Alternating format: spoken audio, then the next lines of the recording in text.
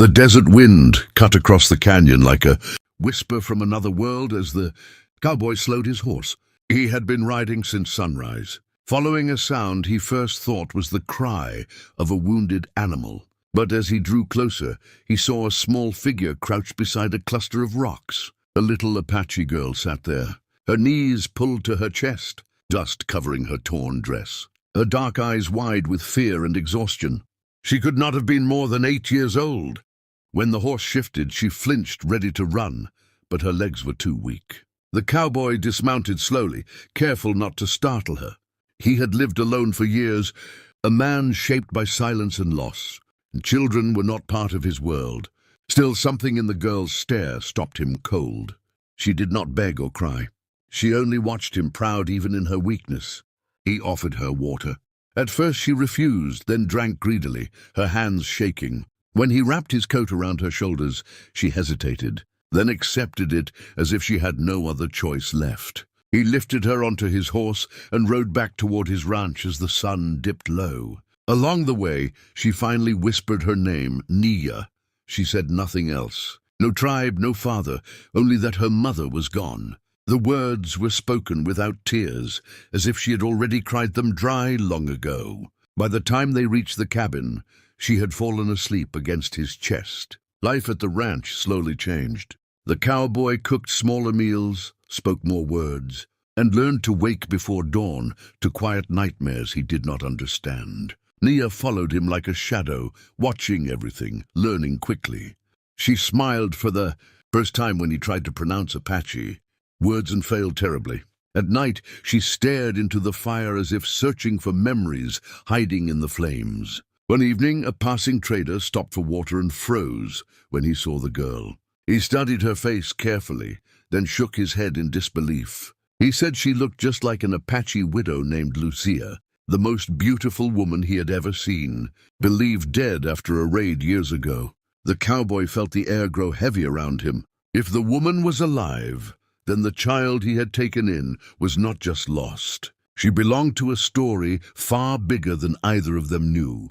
The trader's words stayed with the cowboy long after the man rode away. That night, as the fire burned low, he watched Nia sleeping on the narrow bed he had built for her. Her face was calm in rest, but even then she looked ready to flee, as if the world had taught her never to feel safe for long. If her mother truly lived, the child deserved to be returned, no matter how much the thought unsettled him. By morning, he had decided, they would ride east toward Apache land. The journey was slow and tense. Nia grew quiet as the land changed, her small hands gripping the saddle when distant drums echoed across the plains. She spoke in fragments now, of riding behind her mother, of long black hair flowing in the wind, of songs sung at night to keep fear away. Then her voice would fade and she would stare ahead, lost in memories too painful to finish. The cowboy listened without pressing, realizing how little a child could carry and still survive. On the third day, they were surrounded by Apache scouts. Arrows were drawn, horses snorted, and the air vibrated with danger. The cowboy raised his hands and stepped in front of Nia, refusing to reach for his rifle. He said he had found the girl alone in the desert and had kept her alive. Nothing more. One of the warriors moved closer, studying Nia's face with sharp, searching eyes. Suddenly his expression changed. He spoke a name softly with respect and lowered his weapon. They were taken to a hidden village nestled between red cliffs. Whispers followed them as they passed. Women stared openly at Nia, and elders leaned forward as if seeing a ghost. Then a woman stepped out from one of the lodges. She was tall and striking, her beauty undimmed by hardship, sorrow resting behind her eyes. When her gaze fell on the girl, her breath caught. Nia froze, then ran forward. "Mother!" she cried. The woman dropped to her knees, pulling Nia into her arms, tears streaming down her face. Lucia lived. She had believed her daughter dead after an attack scattered their people. The village watched in silence as a family was restored.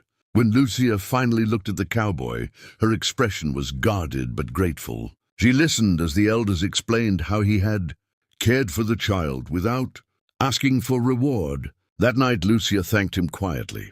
She said he had done what many would not. The cowboy nodded, unsure of his place now. He had brought Naya home, but in doing so, he had stepped into a world that might never let him leave unchanged. The days that followed were uneasy ones. Though the village welcomed Nia home, not every heart trusted the white cowboy who had brought her. Some warriors watched him closely, their eyes cold, their hands never far from their weapons. Whispers moved through the lodges like smoke, questioning his intentions and his growing presence beside Lucia. She felt it too, the weight of judgment pressing against her every step.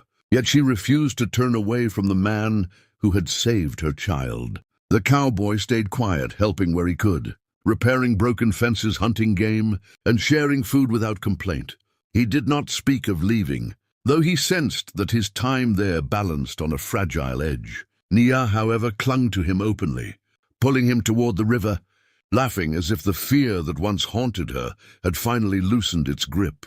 Watching them together stirred something deep in Lucia's chest, a warmth she had buried with her husband years ago. Trouble came at dawn. Riders appeared on the horizon, not Apache, not friendly.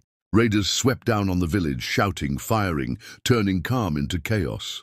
The cowboy moved without thinking, grabbing his rifle and standing shoulder to shoulder with the Apache warriors. He fought fiercely, not for land or pride, but for the people who had taken him in. When one raider broke through the defenses and headed straight for the children, Lucia screamed.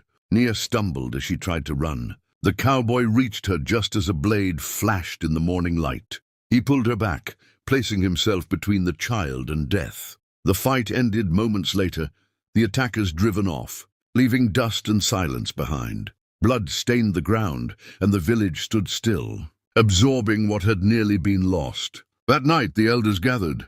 They spoke of courage, of debt, and of blood shared in defense of the tribe.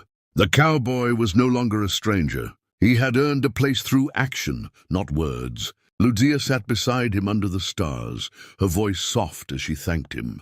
She admitted that since her husband's death, she had sworn her heart closed forever, yet fate had tested that vow. The cowboy confessed he had planned to ride on once Naya was safe, but now the idea felt empty.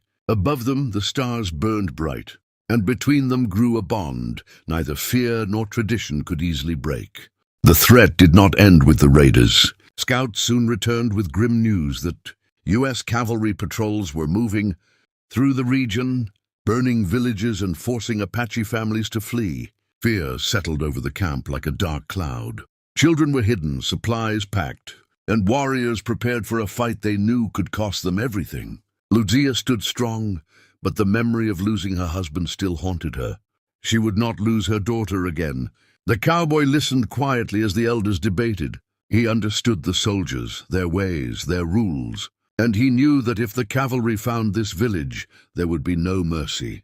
That night, while the camp slept, he saddled his horse and rode out alone toward the rising dust on the horizon. He met the soldiers at first light, claiming the land ahead was empty and the trails old. He spoke with confidence, even anger, and warned them of hostile terrain and pointless bloodshed. His reputation as a hardened frontiersman carried weight, and after tense hours, the patrol turned away. When he returned, the village greeted him with silence that quickly broke into low voices of awe. The elders saw clearly now. This man had risked his life not for reward, but for family. Under the wide desert moon, a gathering was called. Drums sounded softly as tradition took shape. Lucia stepped forward, her posture proud, her grief finally eased by hope. She thanked the cowboy before all, calling him protector and friend. Nia took his hand and placed it into her mother's. In that simple gesture, the choice was made. The cowboy did not ask to belong, but he was offered a place all the same. He accepted Apache ways, Apache vows, and Apache responsibility.